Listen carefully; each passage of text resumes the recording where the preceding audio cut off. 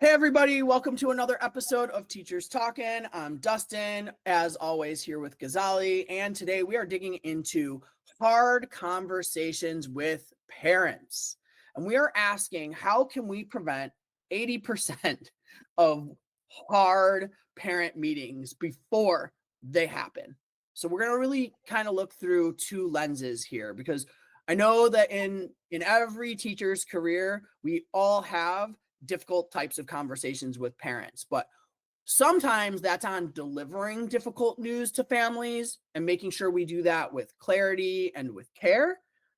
And in other times, it's really handling tough parent behaviors while keeping that shared goal front and center, which is always support for the student. And so we're going to kind of talk about these parent conferences through those two lenses today. So, Ghazali, to kick us off, can you tell us about a time that you had a difficult conversation or that you had a conversation with a parent, maybe that could have gone sideways but didn't because you were thinking things through ahead of time before having that conversation or anticipating that conversation? Yeah, it happens all the time in teaching, right? That you inevitably will have tough parents, especially when it's regarding their kids. Either it could be behavior issues, academic issues, or it could be almost anything. Yeah, so this is the reason why, for me, I like to anticipate problems before they happen. And when you get your students at the beginning of the year, you just know that kid is going to get into trouble or that kid is going to get somebody into trouble, or that kid is going to get you in trouble. Yeah, so these are the kids where you already spot, and then you start building relationship with parents fast. Yeah, so that's something that you preempt the need to have this later on in the year. Yeah, and it's always good to start off with having good conversations, positive conversations. Yeah, because as parents, they always complain, and they know whenever the teacher calls, it's always bad news. So it's a good surprise when you actually communicate with them, not just through calling, maybe through email or other means of communication, but tell them something good. Yeah, so that they don't always perceive a teacher's call as something bad, not even want to pick up the phone, and then that makes your job even harder. Yeah, so I think this is very important to preempt, to target those few students who you will need to have tough conversations with their parents and start building relationships fast. What about you? Yeah, I mean, I want to make sure that I'm very clear for our audience too. I personally am not a parent. I mean, my students are my kids. I am an uncle.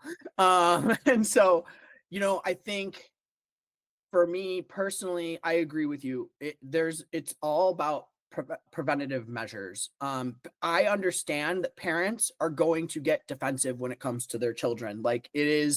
it is just simply a way of life. Like the kids are who's most important to us, especially if you're a parent, right? And I know even as an uncle, like I have gone to defense for my nieces and nephews over things that like I have heard about happening in the classroom, right? And in the same way of being like having conversations with them about how they should or should not act in the classroom. And sometimes my sister likes to bring me in as a pseudo parent, because I have the experience of being in the classroom. And so sometimes she comes to me and she's had issues with teachers where she's come to me and like had conversations with me before going to a teacher, before emailing or calling a teacher to make sure it gets handled appropriately, right? Because she has had moments in which she's been upset about something that like her kid has come home and said, but then I always make sure that like, hey, let's get some understanding, let's hear from both perspectives. Like I also don't want to know that like my niece or nephew has come home upset or crying or something, right? But also like find out from the teacher, because kids often misperceive what's actually going on, or sometimes even twist a little bit about what's going on. So I think the way that you can head off having negative conversations with parents, one is communicating with them ahead of time, right? Like you shouldn't be waiting until parent teacher conferences or report card pickups to be talking with parents. And I think Also, if we're only contacting parents about negative things, whether it's negative behavior or grade improvement is needed, then that's where parents are going to block the school phone number or not answer the call or ignore the email and delete it or not respond to a text, right? Like if a parent is only hearing negative things about their child, like that's a complete and utter turnoff.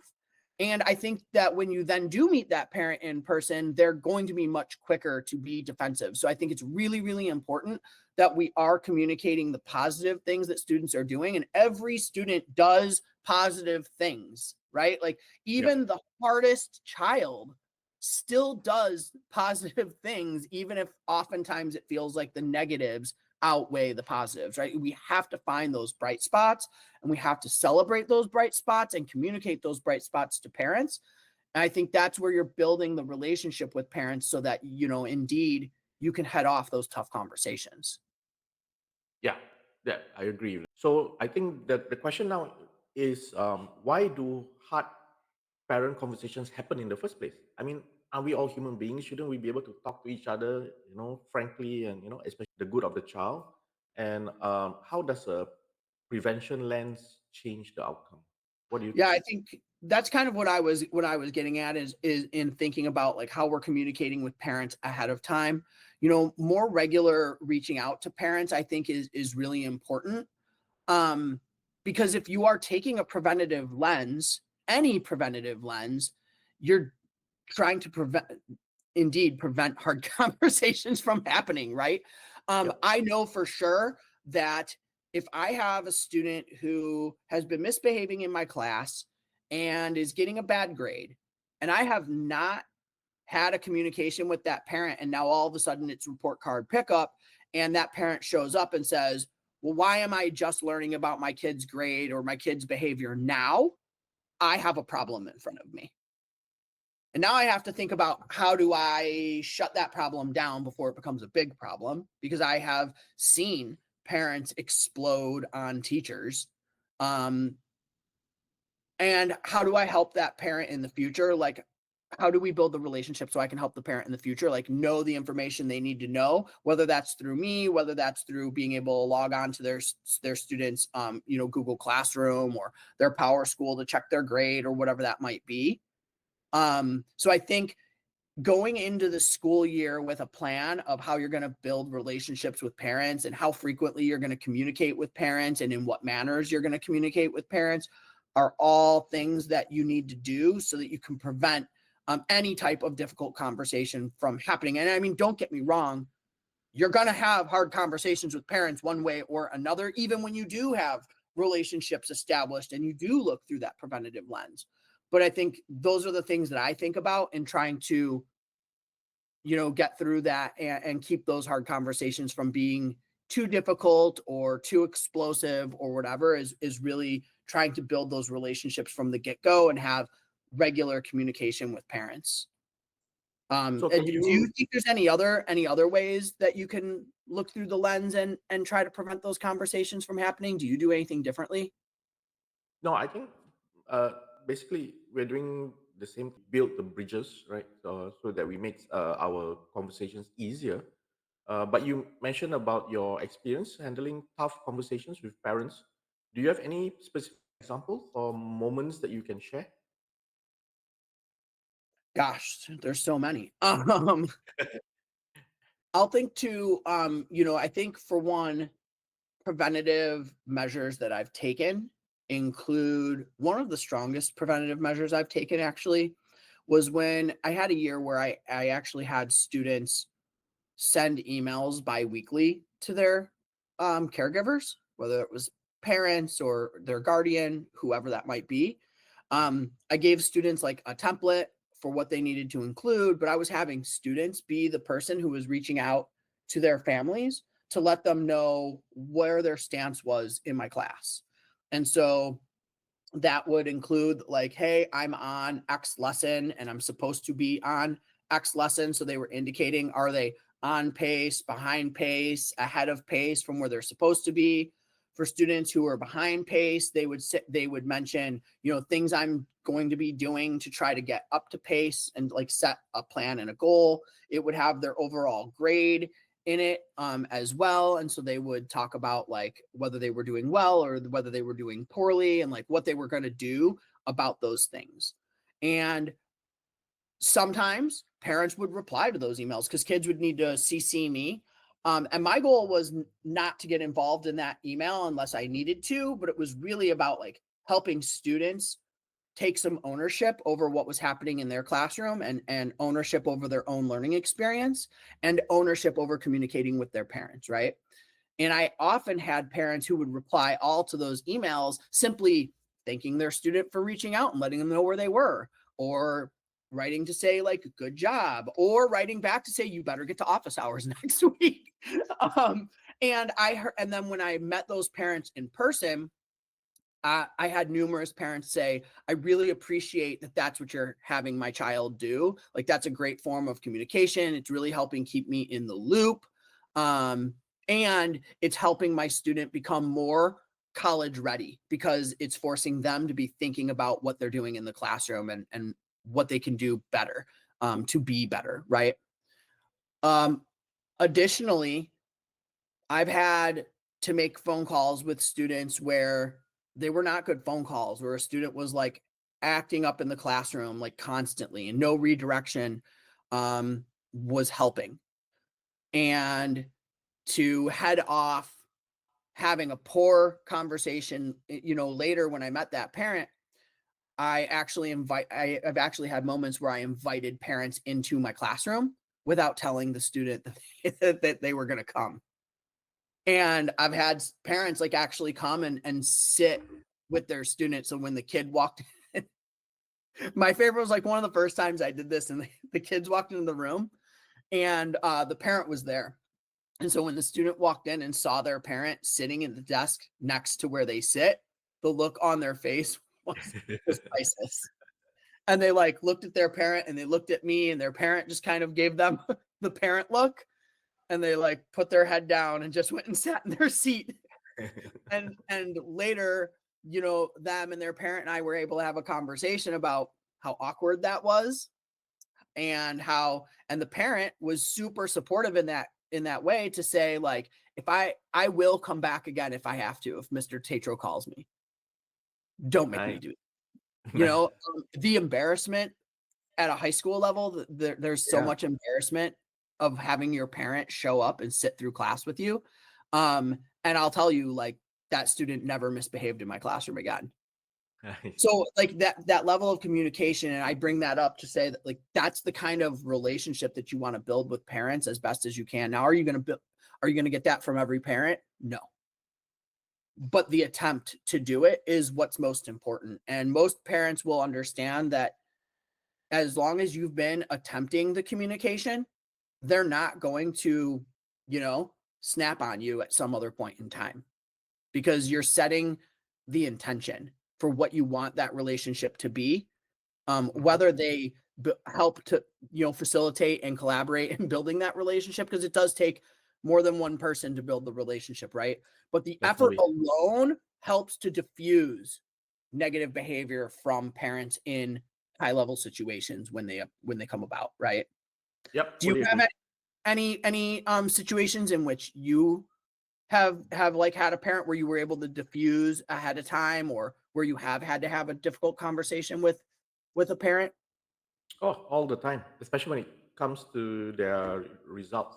And some of them don't make the grade, and they're not going to be promoted to the next level. And it's really, really hard talking about it to parents.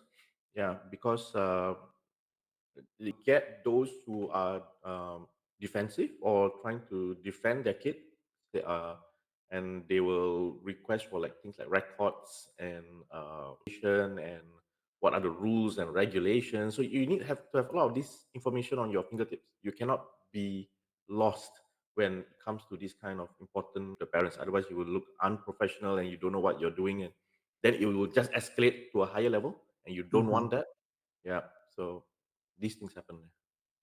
So I've talked about some of the things that I've done, early on to try to build trust so that those hard conversations never actually get hard. Um, what are some specific early moves, that you use to help build trust to prevent those difficult conversations? It does not need to be difficult. You can start with the easy things like casual check-ins to create goodwill. Sending emails, whether they read it or not, but send emails about their child's progress. So these are the small steps that you can do. Again, about the keeping of the records of the student progress, behaviors, interventions. All this shows to the parent that you have invested time and are Mm, and being thoughtful about their kid, and you want everything for the best of the kid. So you need to be walking into the meeting with specific examples, and so that you don't make the conversation become emotional or vague, and it can get really frustrating. Yeah, so get the documentation ready, and then of course, very important, come from their perspective first. Reach out before a formal meeting to understand their family circumstances. Sometimes it could be things happening in the background that you do not know about. mhm, Uh, Cultural context, because for us, we live in a multiracial society, so you need to understand the culture where they're coming from, mhm, yep, uh, previous school experiences, because I'm teaching in like a high school level. So what about what had happened in the primary school? So those things, the historical background of the child, that's really important, so that you can anticipate the concerns and then you address them genuinely. Yeah, because you need to know a lot of things, a lot of background information for you to handle the situation well. Yeah, and then always when you're talking, be in the frame of mind that you are coming from the perspective of us working together for mm, the good of your child, rather mhm. than, look, here's the problem with your kid. He did this, that. So that won't go down well. Yeah. I'm glad that you bring that point up because I think I've seen that happen with teachers where it becomes a the teacher's not saying you're not being a good parent, but what they're saying is you're not being a good parent and you need to parent your child better. That is never going to go well. Like no parent ever wants to be told like that they're not raising their child properly or that they're not giving the kind of support that their child needs, right? So I'm with you there that like you have to make it about this is an us thing and how do we help the child and like really keep it student centered. Mm, You talked about tracking data. mm, How do you track that data? Like, how do you track your parent conversations? And do you do you have anything that you share with parents so that they can keep track of like what's going on with their children on a more regular basis, like even without being contacted if they so choose to do so? mm. Yeah, so we have a system here called parents guardian. Yeah, so that's where the parents can go to find out things like what's going on in school, when is the home-based learning going to be, what are the topics in class. So that's when an online portal for parents to see how the kids are doing, basically. So, and that's one data point. Another data point is these are your colleagues who are teaching the kids other subjects. The kid could be acting up in your class, but we do not know how they are behaving in other teachers' classes. So Mm, it's good because it could be that a colleague has a solution to the problem. That's why they mm, don't act out in those classes. Then you won't mhm. even need to contact the parent, right? So it's get the information locally first from your own sources. Yeah. So those to keep in mind. I think that's another preventative measure that we didn't even talk about that you just brought up is like talking to your colleagues about their experiences with Yeah. kids. But and again, we're not here talking about behavior specifically, Mm. but it could be about behavior and it could be about skills and academics, right? Like Yeah. either way, you could have a student who's perfectly well behaved, but really struggling with the academics or turning work in or staying engaged in class. And so another preventative measure is talking to your colleagues and being like, are you seeing this in your classroom? And if you are, but you're solving it, what are you doing to solve it? And if you're not, what's different about what you're doing than what I'm doing? And sometimes a student even has a stronger relationship with another teacher, and you can lean on them to help solve the problem in the first place. They might be the person to be able to have a conversation with the student to correct whatever is going on in your space before you even need to take it to a parent level. And so I think that's a really good insight. So, how do you determine the way in which to contact your families? Like, how do you determine the difference between making a phone call or sending a text or sending an email? You know, how do you decide the method of reaching out to families? And what kind of language do you even use to like set the tone to build trust in the first place? Okay, so for me, this is like they those ways of communication, they have their users and purpose. So, for example, calling, that is for impact. You can't do it too often because you're not always so free. So when you Mm. can, you call. A 2 minute phone call in the first week, creates a connection that you can't with using an email. So, like I said, parents aren't used to positive phone calls. So that's where you can stand up, right? So that's when you can create the rapport with the parent. Okay. Then texting is good for accessibility because the parents can choose to respond when they are free rather than a phone call. You have to respond at that point in time. So some parents or families prefer texting as mode of communication. So if your school allows it, it's a quick way of texting and in providing feedback quickly to the parents about their child. And then email is when you need a paper trail, when it's maybe more serious issues that you want to have black and white evidence to show that, hey, I have informed the parents about this, and these are the communication. It's like a communication log, right? And these are the things that have been communicated, and the parents know about it. Yeah, and these are the things that have been done. Yeah, so that helps in creating a right. So it depends. What is the purpose of the communication? Yeah, I think for me, about a combination of the things, but most importantly, I like to ask my parents in the beginning of the year how they prefer to be communicated with, Mm. because there's just a lot of people that don't want to take phone calls anymore. And I mean, Yeah. I don't mean that about parents and teachers. Like, I have friends who don't want you to call them. They would rather have you text, right? And family who like doesn't want to talk in that way. And that's kind of just 2025. But um, almost 2026. But I think that's important. And some parents, right? Like they can't take phone calls. Some of them can't take phone calls during the day.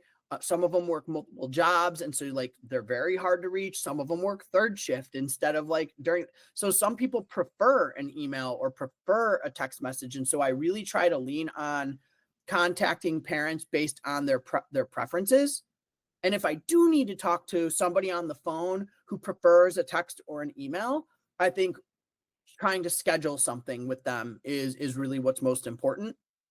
Um, but I think the more that we can really tailor our communication to the way that best suits the family is really, really important. Yeah, I think what you mentioned is something that is it's the bread and butter of communication with parents. Um, I'm also curious about how do you eliminate surprises when it comes to things like grading, deadlines, expectations. How do you make it transparent to the Mhm. families? Do you have any methods that you follow? Yeah. I mean, for one, at the beginning of my year, I always give students some kind of a breakdown of what the year is going to look like, and a letter to families, like welcoming the students and the family to my class. And I always send those home and have students get them signed and brought back. Now, can I guarantee that parents are reading all of that information? I cannot. But I think, a lot of times parents will send a little note back with signing off, like, love that you're doing this, or, here's my email, please text me, right? Like, whatever. Um, it's so they don't always come back with just a parent signature. So I think that's like step one. Step two for me is that um, I've been in all the schools I've been in use Google Classroom as a learning management system. I invite parents to the Google Classroom. That way they can go into it anytime they want and they can see like what are their students' assignments, is their student turning things in on time or turning things in late, etc.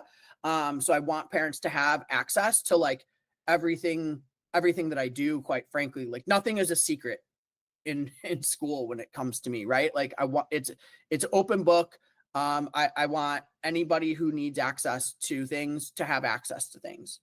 When I, as somebody who has used self-pacing and instructional videos, even my videos are accessible to families. So if a parent wants to like watch a learning video with their student and be able to like help them with their work, they have the access to being able to do that. Is that an expectation I have? No.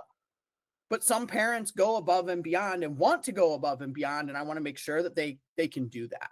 Mm. Um, and then I also ask them about their form of communication. What's their best, what is the best way to reach them? When is the best time to reach them? Like some people will be like, I prefer a text, but never before 5 p.m.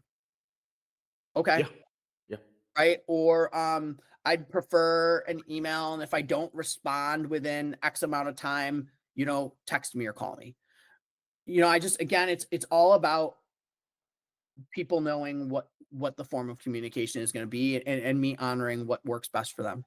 And then we also use a system, and I know that a lot of schools in the United States use what's called Power School, and that hosts student grades, logs of student behavior. It's where we log parent communication because I'm very big on like if I communicate with a parent, I'm logging it. No matter what form it is, whether it's a text, an email, or a phone call, I am logging, or in person, I'm logging every single communication I have with a parent because I don't want a parent to come to a report card pickup, for example, and say, why am I learning about my kid's grade for the first time right now? Why haven't you contacted me? And I can go to my log and say, well, I have been trying to contact you. I've sent you I've tried calling this many times. I've sent this many text messages or what have you, right? Like I want to have that in my back pocket so that we can work together and again, prevent that conversation from going down a negative path. Because I have worked with a parent before who's like, why are you just telling me now? I'm like, I'm not. Like, I've been trying to tell you. So, what's not working with this form of communication? And I'll tell you almost every single time it's, well, the school calls me too much. So I just blocked the number. yeah. Okay. Fair. Super Same here. fair. But just know that because you blocked the number and that's the number I've been trying to contact you on, that's why you're learning about this now, right? So like, how can we moving forward prevent that from happening again? And if you're going to keep the number blocked because you get too many calls, fine. I can't stop you from doing that, right?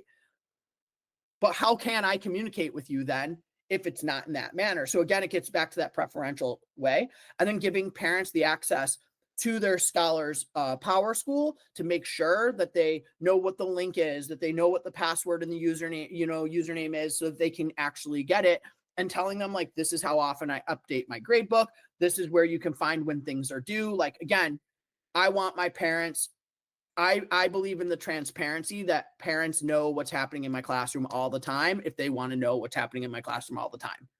Mm. Most parents don't. Most parents want to send their kids off and like go Yeah, do your thing, and they don't care about all of those bells and whistles and all of that transparency. But you have to be transparent for the ones that do. yeah, And parents in most school communities anyways, parents talk with one another. So if one parent is having a positive experience with a teacher, they're going to share that experience with another parent.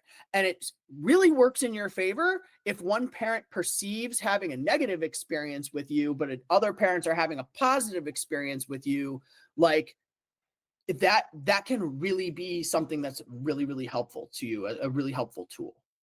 yeah. How about you? How do you make the grading, the deadlines, the expectations transparent to families?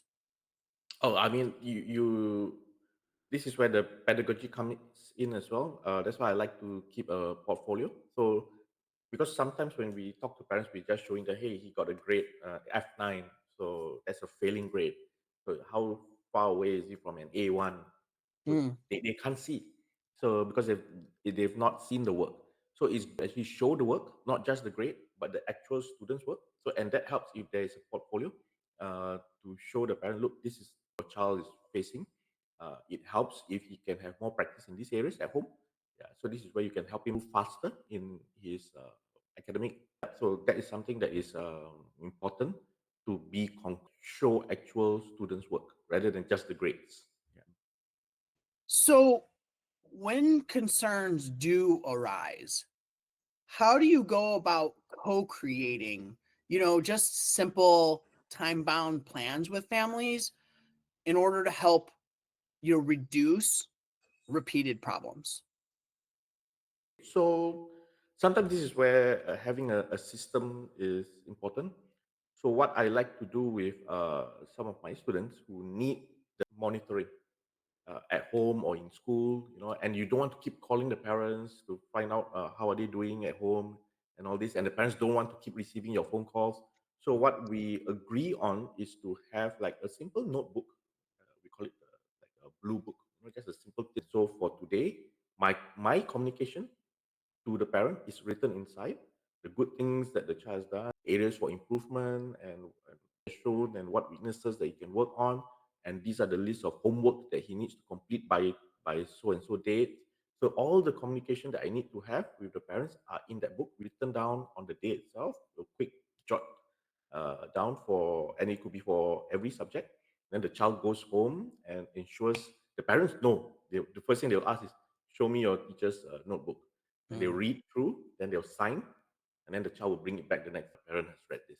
Yeah. So then that cuts down any need for like phone calls and email, and it also saves you time, right? So that's one simple system. That's a notebook system that and the child hates this to be monitored so much, right? So they will try their best to improve so that they don't have to be on this notebook monitoring system. Yeah. So okay, you've graduated. Let's try it. In term 2, we don't have to have this system anymore. Yeah, I've How done about you? something similar with like a homework tracker or an assignment Mm, tracker for students who are like struggling to get work done. And just yeah. collaborate with a parent. We're like, hey, I can create this tracker for your student every day. We can make sure that I fill it in for them. Well, they fill it in and I initial off on it, right? And then they bring it home. It has a due date listed on it, and then the parent has to also initial off. So very similar to your Similar. notebook. um, I've also had systems where, especially if there's problems across multiple class periods with multiple teachers, where maybe we track things in a spreadsheet, for example, and then but it's the same kind of idea. Like parents also have access to the spreadsheet so that everybody kind of knows what's going on, what's in the plan, or what's needed from each person, and really working together as a team to help the child. And I'm with you. Most students don't want to be on these types of plans. So it often kind of kicks the student into gear to be better so that they don't have to be on that plan. I was literally just working with a student this week who's on an escort plan to classes. He struggles to get to class on time. And we do not have a large school building. Like there's no reason why you shouldn't be able to get to to class in the 4 minutes that they have, like really no reason. But for some reason he's tardy to every single class every single day, right? And so he was put on a plan where he has to have a culture member like escort him to class to make sure that he gets to class on time. And once he enters a classroom setting, he is not allowed to leave that classroom setting. Um, and by him following expectations and being to time on school and like getting on time to his escort and things like that, he can slowly start to come off of that system. And so this week there was a point in which he was given some different periods where like he didn't need to be escorted, and he did well but not good enough, right? He still was tardy to some classes, less than he was before, but still not good enough, right? But then he and I were able to have that conversation about, he's like, I don't understand why I have to get escorted. And I said, well, when you start showing up to class on time, you will lose the escort. Like, it's just that simple. And he's like, all right, all right. Like, I'm going to keep working on it. And, and so that's what we're going to do. We're going to keep on trying to monitor him and like keep on the plan. And if he wants to get off of the plan, I mean, he's a senior.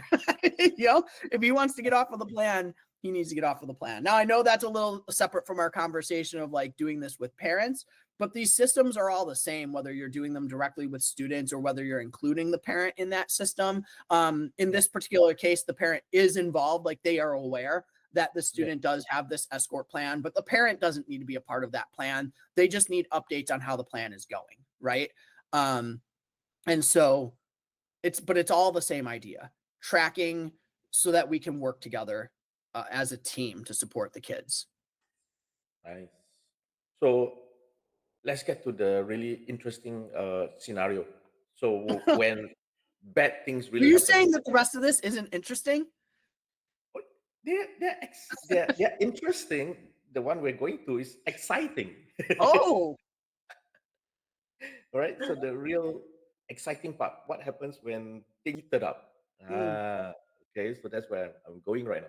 So when things get heated up, I'm sure our listeners would like to know what are your tools of the trade, the things in your toolbox that you use to hold boundaries and still be able to move forward with the parent and the child.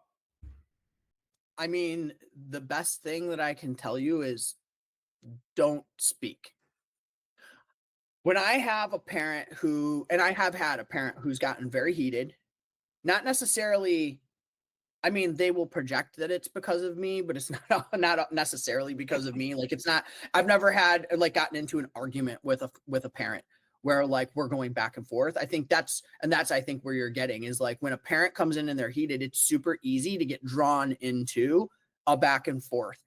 Um, and so I think with parents, if they are heated, the most important thing for the teacher is to remain as calm as possible, and the best way to do that is not to respond to the parent until it's right to respond. You don't want to go into this back and forth argument. Instead, just let the parent get it out. I have had moments where like a parent came in heated and I just sat there and let them dish it out to me. You can't take it as a personal attack because it's never what's meant, right? Even it happens. I have felt personally personally harmed by a parent, but I know that that's not their intention. It's not, they're not coming in to try and attack me. Sometimes it's just what happens when you're upset, right? So I think you can't take those things personally. And I like to let the parent vent and get it out. I want to hear them out because a lot of times when a parent is heated, there is a miscommunication or misunderstanding that is happening. And I'm not going to ever cut a parent off while they are heated up to try to correct them about something. I'm going to let them get it all out because once they do, they're almost always going to take a deep breath afterwards and bring it back to a normal level. The only time that these conversations really truly get heated is when both people engage in an argument. And I have seen teachers and parents go back and forth. And in those moments, I literally have sat back and said to myself, thinking about the teacher, just shut up. Just stop talking. Let the parent get it all out. Um, so I think that's one. And then two, it's staying solution oriented. It's not blaming the parent for anything because the second you blame a parent for something, they're going to fly off. And I don't blame them because again, you're then saying like you're not a good parent without saying you're not a good parent, right? So I think you got to let them get things out and you have to stay positive and you have to stay solutions oriented. Even when you're having nothing but negative experiences with a child. You should always be prepared to talk about not what they're not doing, but what they should be doing in order to be more successful. It's about naming the positive things and naming the expectations of what they should do rather than saying what they shouldn't do. And I think as just as humans, quite frankly, but especially in the education space, we are very, very quick, even in our daily classrooms, to say, don't do this, don't do that, stop doing this, stop doing that, instead of saying, hey, you should be keeping your phone in your pocket. You should be working on the assignment right now. So instead of stop talking, you would say you should be at a level 0 working on the assignment at this moment. There's something that happens in our brains when we're talked to using negative verbiage versus positive verbiage. So I think that's also part of what you need to do when you have a parent who's heated to try to de-escalate is name the things that should be happening instead of the things that are not happening. How about for you? Have you ever been in a situation where you've needed to de-escalate a heated parent? And even if not, like what would you do to do that? And I'm very curious from your perspective, just because our cultures are very different. And like I'll be frank, in America, people getting heated and angry is pretty common. I wish it wasn't. It's Yeah, more common than it should be though. yeah, yeah. Well, you'll be surprised. It can get quite common here as well. But to think back again, I've not really had to deal with a parent who's angry with me personally, or I've not had to deal with it in a long, long time. Mainly because being a parent myself, I always go into the conversation with the mindset that, or rather with the tone that, look, I'm also a parent. I may be a teacher, but I'm also a parent. I understand what you're going through, and work together on this to help, you know, both of us solve this problem. Then the issue is child, right? So these are the facts, and you always stick to the facts of the matter. But I did have to de-escalate a few parental issues, but with uh, my colleague. So I just happened to be then I see this angry parent, shouting at the teacher, and then I would step in. Yeah, then I would say, "May I know what is the problem? What was the issue here?" Then just to hear them out, and then I summarize. Okay, so I'm hearing that this is the issue here, and then de-escalate by taking them away from the person that they are having a altercation with, so that Mhm. now it becomes they're talking to me rather than to the other teacher.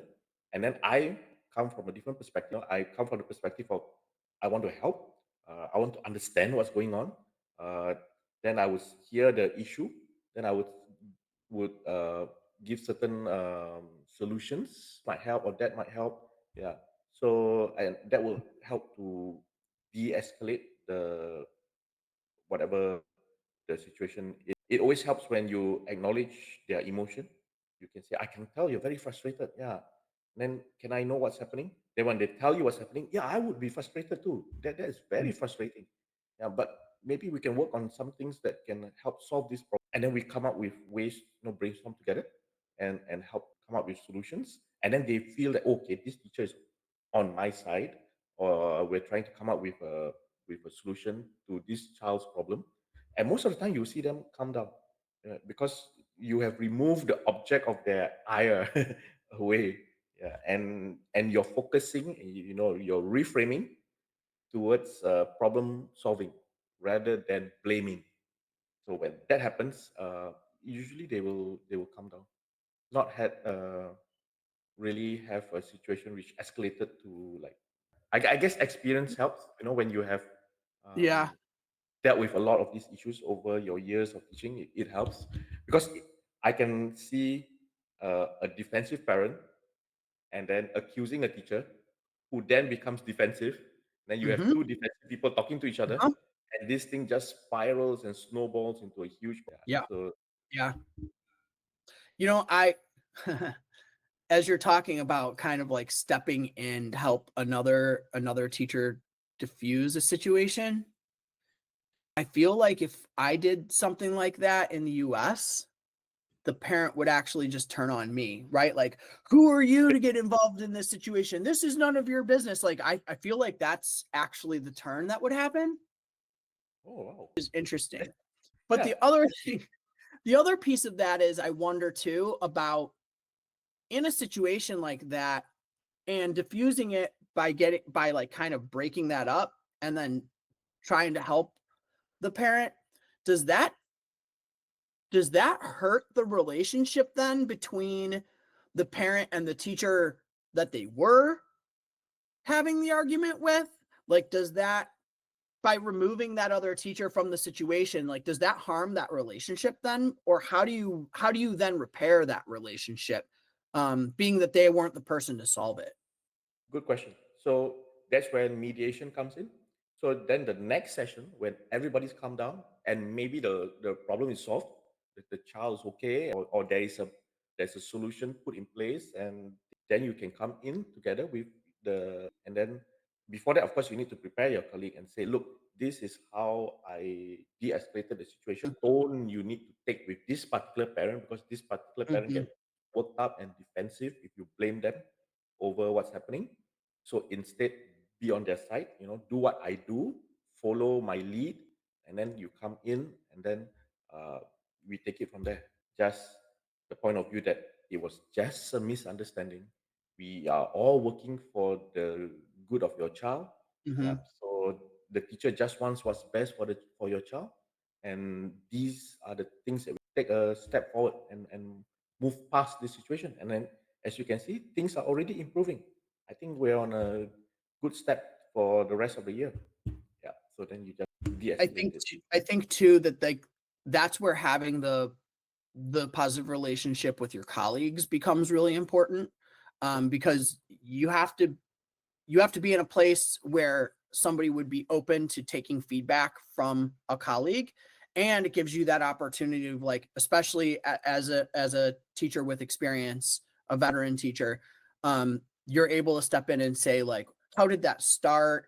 What do you think you could have done to prevent that from happening? What kind of communication have you had with this parent prior to this interaction? Because 9 times out of 10, they're gonna say that they haven't had any interaction with that parent, and this was the first time that they ever did. and Yeah. and honestly, like, that's one of the things that leads to the problem in the first place. So then it starts to become about, well, how are you communicating with your parents? Like, you want to try to do X, Y, and Z, like, let's talk about some ways that you can adjust so that you can prevent these things from happening in the future, blah blah blah, which basically takes us back to the beginning of this conversation, right? And how do you prevent these from happening in the first place? But sometimes they're going to happen, and when they do, being knowing how you want to de-escalate and knowing how you can de-escalate then does become important. And sometimes as a teacher, we have to own the fact that like we contributed to the argument, we contributed to getting somebody heated, or we were heated ourselves or whatever, and then being able to reflect on that and learn from it and be better moving forward. Yeah. We can always do better. Yeah. So, any final thoughts from you, Ghazali, about like how we can have positive relationships with parents, how we can deal with these difficult conversations? Any kind of final thoughts for our listeners before we sign off today? I think need to have this tools, that are in your team. So I think it's important to be an active listener. That helps a lot because when the parents feel that they are being heard, and like you mentioned before, like if they're renting, let them rent. Don't try to stop them halfway and be defensive. And good thing to do is always to summarize what they're saying or name what you're hearing. That's what the method is Mm, called. To show to the parent, hey, I'm listening to you. Yeah, I've heard mhm. what you said. These were the issues that you have raised, right? So let's face this together. In school, I will do this, and this with your child, but you have to help me. At home, you need to ensure that he or she does this, and this. Together, we will monitor that to make sure that progress is made, either through a notebook system or if you want through an email system or through. But when the child knows that in school these are home these are the expectations, sooner or later they'll toe the line, and I'm sure your child will improve. So when they hear positivity and when they hear measures and steps being taken, concrete steps, they they'll be happier and you have won't have all this de-escalate so much. I think one, the I hear what I hear you saying is a really important piece after like letting a parent kind of vent and get out their stuff. Excuse me. What I hear you saying is blah blah blah blah blah and repeating exactly. I think one thing you said, and I'm guessing you wouldn't actually say this to parents, but verbiage becomes super important, right? Yes. Not only is it what I hear you saying is blah blah blah, but what I will do in the classroom is this, and this. Yep. And then what you said was, and what I need you to do at home is this, and this.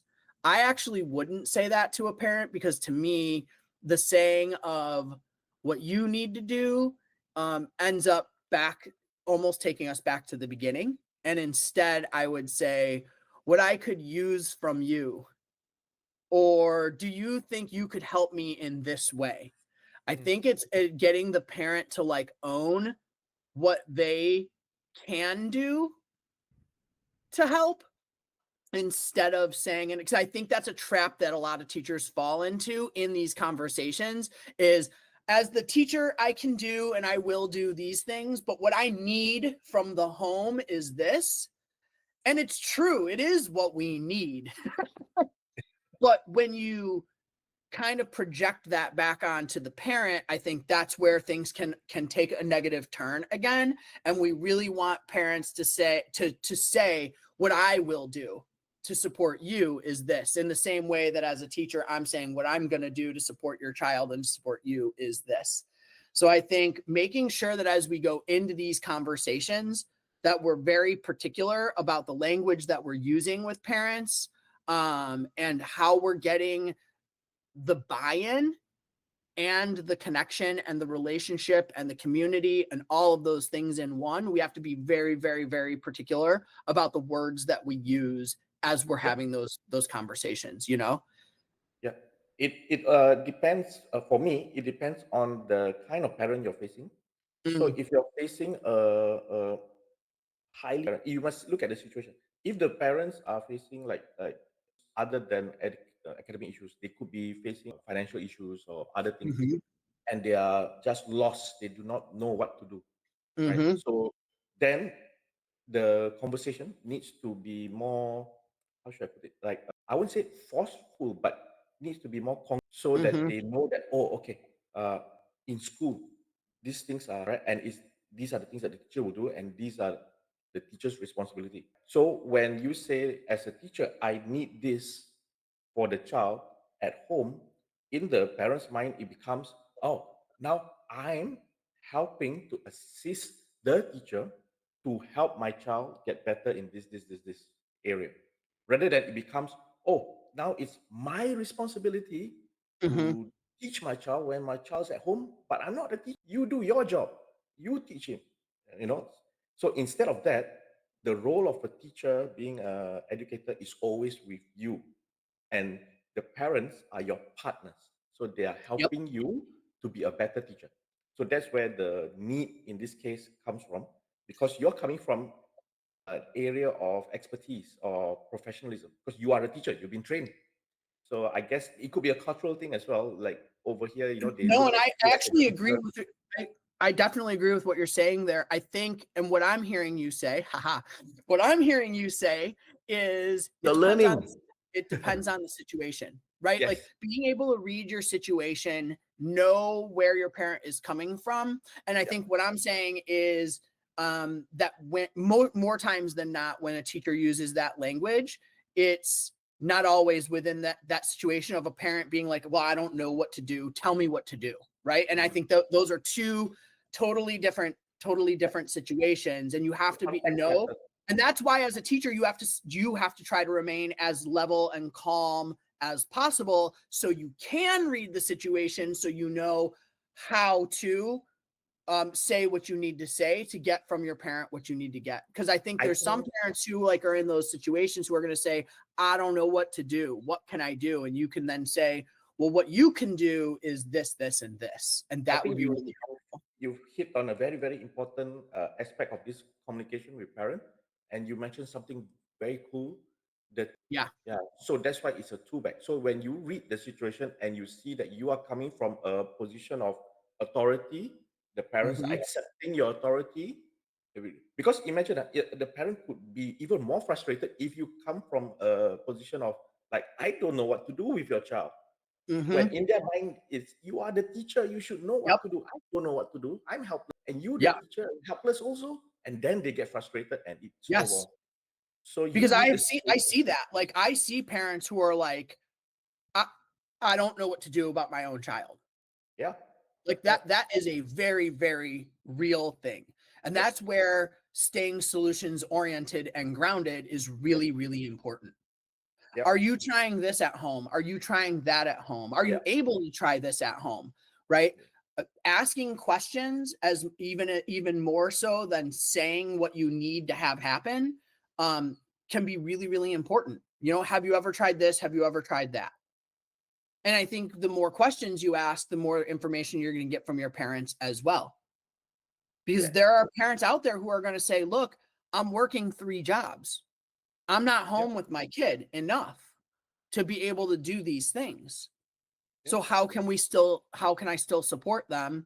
Because I'm trusting you as the educator to yep, do that because I can't, because I don't yep, have the actual capacity. And you have yep, other parents who don't work or work a regular job and see their kids more. Like you have such a wide variety of situations of family structures that all of that matters when dealing with these types of conversations. And a yep, lot of times you're going to go into these conversations without having that context. And yep, again, so that's why it's staying grounded, it's asking questions, it's coming with solutions. It's coming to a conversation no matter if it's in person, in email, in text, on a phone call, right? Anytime you're going to have a conversation with a parent, it's coming prepared to that conversation, knowing that that conversation can go sideways so fast. yeah, And in a variety of ways. Like you could go into a conversation expecting it to be pretty straightforward and easy, and it can still become really hard, as much as you can go into a conversation that you think is going to be hard and it goes really easy. yep. That's so true. So, listeners, if you were to only try 2 things this week to try to prevent hard parent meetings, and they're coming up. I know here in the United States, we're pretty much, ending our semesters. And I know that, around the world, we're in some different things. Some semesters may just be getting started or new trimesters or whatever, but we're probably all around a time of year where we're going to be having some type of parent conversation, It will happen. upcoming. And so to our listeners, if there's only 2 things that you're going to do to try to prevent hard parent meetings, what do you think they're going to be, and how are you going to know that they worked? Right? So planning out what you want to do to try to prevent these hard conversations and thinking through the measurement. How do you know whether what you did worked or didn't work? So that's the challenge to our listeners after this episode, is be thinking those things through. Hopefully we gave you some tools and strategies that you can use in going into these conversations with your parents. Otherwise, as always, we thank you so much for being here. We really hope that, today's strategies and playbook, help you turn tension into teamwork to keep focus where it belongs, which is on the students. And that's really where it should always be. Yeah, So don't forget to subscribe, to rate, and to share the podcast with your teacher crews and your families. And if you would like to be a guest, we would love to have you. Anything just passionate about education with stories and strategies to share. And we're always looking for more and more guests. So just sign up in the show notes Remember, we have new episodes every other Monday. You can find us anywhere you get your podcast. So once again, thanks for listening to Teachers Talking. Talk to you